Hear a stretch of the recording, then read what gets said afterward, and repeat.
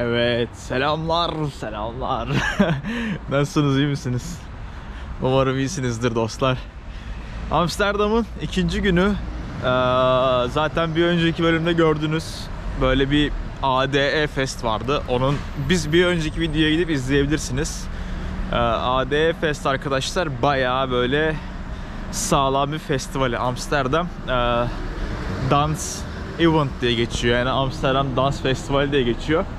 Her sene 5 gün boyunca oluyor. Şehrin her yerinde böyle farklı bölgelerde farklı etkinlikler oluyor arkadaşlar. Böyle bir süre boyunca böyle gidiyor yani bu iş. 5 gün boyunca şehrin onlarca noktasında onlarca farklı festival.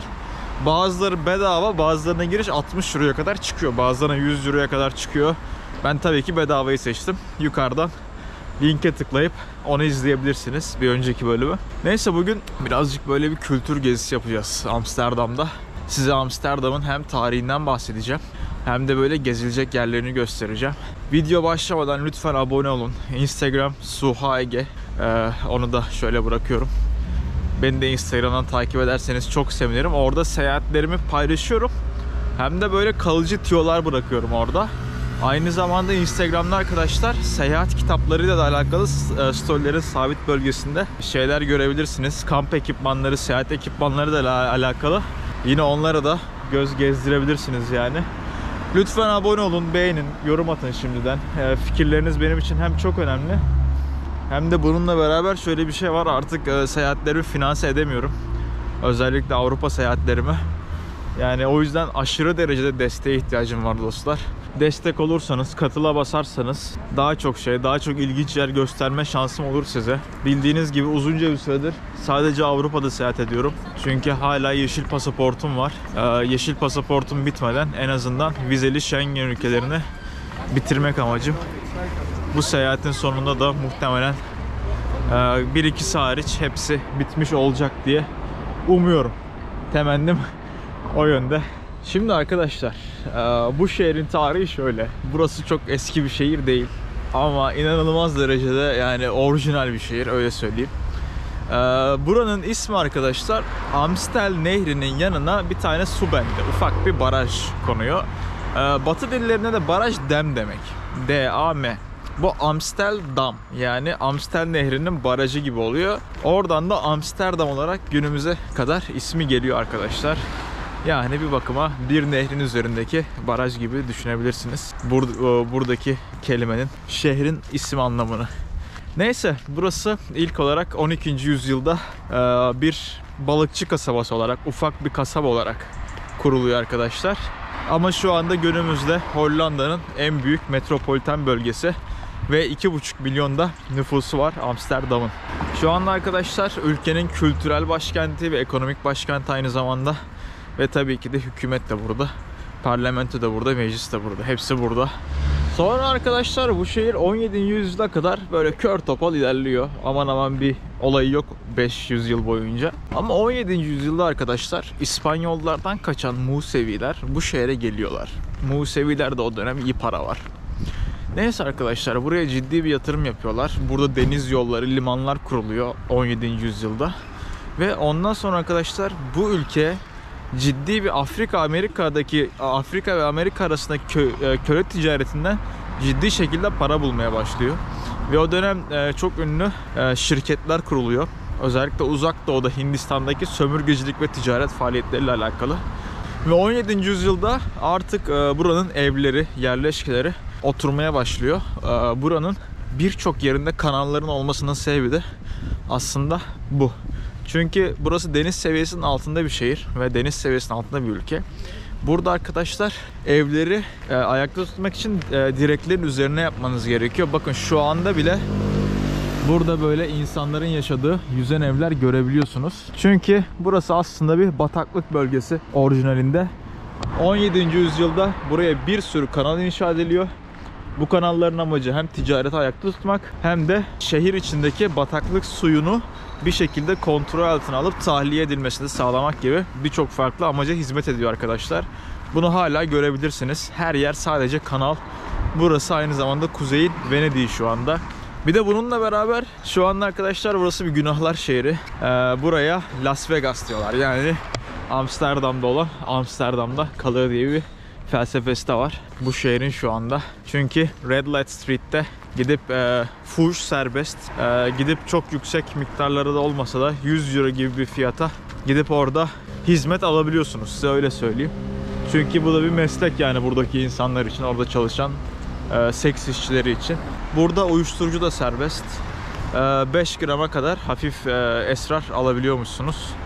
Coffee shop'lar denen zinciri var burada. Mağaza zinciri var. Bu coffee shop'lardan arkadaşlar 5 grama kadar uyuşturucu da alabiliyorsunuz. Burada metroda, sokaklarda, her yerde bunu kullanan insanları görebiliyorsunuz. Ama buna rağmen tek bir taşkınlık, tek bir kavga, tek bir sapıtan insan görmek mümkün değil. Ne kullanırsan kullan, burada hala yasalar geçerli arkadaşlar. Çünkü burası aynı zamanda bir hukuk devleti. Burada ne kullanırsan kullan, sonra ne yaparsan yap, hala bir insansın. Hala da zor diye hapse gidersin mis gibi. O yüzden haddini bilmen gerekiyor. İnsanlar da bunun farkında olduğu için de buna göre davranıyorlar. Bu arada arkadaşlar bu ülkenin Hollandalılardan sonra en büyük iki popülasyonundan biri Türkler, diğeri de Faslılar. Bu özellikle 2. Dünya Savaşı'ndan sonra Batı Avrupa'nın inanılmaz bir işçi ihtiyacı vardı. Nasıl Almanya, Türkiye'den işçiler geldiyse buraya da geldi arkadaşlar. Ama ben aynı problemleri burada da duyuyorum. Beni ağırlayan kız, Hollandalı kız. Kendisi daha önce göçmenlerle çalıştı. 60 yıldır burada olan bazı Türkler diyor hala Flemenkçe konuşamıyorlar diyor. Hala Almanya'da kısmen benzer problemler var. Ama diyor yeni göçen insanlarda bu problem yok diyor. Çünkü zaten artık Türkiye'nin batısıyla Avrupa'da yaşamanın pek bir farkı kalmadı arkadaşlar. Özellikle sosyal anlamda hepimiz aynı şeyleri görüyoruz. Hepimiz bara gidiyoruz. Hepimiz yaşamın içindeyiz. Kadınlar iş hayatına girmiş durumda. Birçok eğitimli genç artık İngilizce biliyor. O yüzden artık yeni nesil Avrupa'ya bence entegrasyonda sıkıntı yaşamıyor diye düşünüyorum. Chris de aynı şeyi söyledi bana. Durum bu şekilde. 2. Dünya Savaşı'nda da arkadaşlar bu ülke Nazi istilasına, Nazi işgaline maruz kalıyor. Ve sadece 4-5 gün gibi kısa bir sürede bütün ülke çöküyor. Yine Yahudi nüfusu bu şehri terk ediyor ve %10'unu kaybediyor Amsterdam nüfusunun. Ama savaştan sonra yaralarını sarıyor. Şu anda gerçekten gelişmiş bir ülke. Çok ciddi zengin bir ülke arkadaşlar. Kişi başına düşen gelir yıllık 58.000 dolar. Yani bu para Türkiye'nin 6 katı neredeyse. Tabii gelir eşitsizliği de Türkiye'ye göre çok az olduğu için orta kesimi kuvvetli arkadaşlar. Mesela Chris şu anda 6 aylık bir avukat. 6 aydır avukat olarak çalışıyor Amsterdam'da. Ve şehrin ortasında 3+1 kocaman bir evi. 2 kişi yaşıyorlar. Bu ne kadar kolay Türkiye'de emin değilim. 6 aylık bir avukat İstanbul'da, Beşiktaş'ta veyahut da tam şehrin o göbeğinde kocaman bir evi 2 kişi paylaşıp bunun masraflarını karşılayabilir mi? Onları artık siz söyleyin. Ama gerçekten de orta kesimi çok kuvvetli bir ülke. Şimdi arkadaşlar ilk olarak size Hollanda'nın sembollerinden birini göstereceğim. Bu bir yel değirmeni. Yel değirmenleri bayağı ünlü burada tarihsel olarak tabii ki. Artık koca rüzgar türbinleri var elektrik üretmek için. Ama bu eski orijinal yel değirmenlerini burada veya kırsal kesimde görmek mümkün. Hadi bakalım önce bir tanesine gidelim. Bak bu arada bu şehirde arkadaşlar bisiklet kültürün çok ciddi bir parçası. Herkes bisiklet sürüyor. Yani burada neredeyse toplu taşıma bile yok diyebilirim. Toplu taşımanın bile yerini arkadaşlar tamamen bisiklet almış durumda. Tabii ki toplu taşıma çok seçeneğiniz var ama kullanılmıyor yani. Özellikle şehir merkezinde insanlar tercih etmiyor çünkü gerek yok. Hem sağlıklı hem bedava. Evet, arkamda gördüğünüz bina, bak şöyle göstereyim. De Goyer yel değirmeni arkadaşlar. Bak böyle gördüğünüz gibi Hollanda'da çok ciddi bir önemi olan binalar bunlar. Bunlar arkadaşlar sular altında kalması gereken bir şehri ayakta tutan ana etmendi. Bundan 400-500 sene önce. Bildiğiniz gibi buharlı makineler aman aman yok. Petrol yok, doğalgaz yok.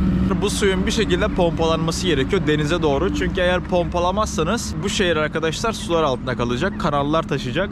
O yüzden de Amsterdam'ın her yerine bu arkamda gördüğünüz gibi yel değirmenleri yapmışlar. Bunlar aslında rüzgar enerjisini arkadaşlar mekanik enerjiye çevirmeye yarayan binalar. Bu arkamda gördüğünüz yel değirmeni 16. yüzyıldan kalma. Tarihte arkadaşlar bu binalar su pompalamak için, bazen buğday öğütmek için, bazen de farklı mekanik enerjiye ihtiyaç duyduklarında kullanmak için yapılmış binalar. Gerçekten çok akıllıca. Hem Hollanda rüzgarlı bir bölgede hem de buna ihtiyaçları varmış zamanında. Özellikle suyu kanallardan denize pompalamak için. 16. yüzyıldan kalan bu yel değirmeni de Hollanda'nın en ünlü noktalarından biri. Bir de bu açıdan göstereyim. Burası da ön tarafı. Bak böyle abi rüzgarla dönen, sonra da su pompalayan bir sistem. Abi bu arada çok ufak da değil yani. Baksana şu araba, bu koskocaman yel değirmeni. Yani ahşaptan olmasına rağmen bayağı büyük ya. Baksana abi. Bakın bir de şu rüzgar değirmeninin yanında arkadaşlar böyle hala evleri görebiliyorsunuz. Bunlar hala insanların yaşadığı gerçek evler. Bunları eskiden arkadaşlar göç almaya başladığı zaman Amsterdam yeterli konut olmadığı için yapmışlar ve günümüze kadar da o yüzden gelmiş. Artık yeterli konutu var ama hala arkadaşlar bunlar kullanılıyor. Bunlar bildiğin yüzen evler. Su yükseldiği zaman bunlar da yükseliyor. Kimisinin önünde bildiğin araba gibi böyle botlar da var. Etkileyici ya. Gerçekten Amsterdam çok etkileyici bir yer yani. Uzun zamandır bu kadar mutlu hissettiğim bir şehir olmamıştı. Harika bir yer abi. Bir ilave daha yapalım şu videoya. Dizel arkadaşlar 1.89 euro Hollanda'da şu anda.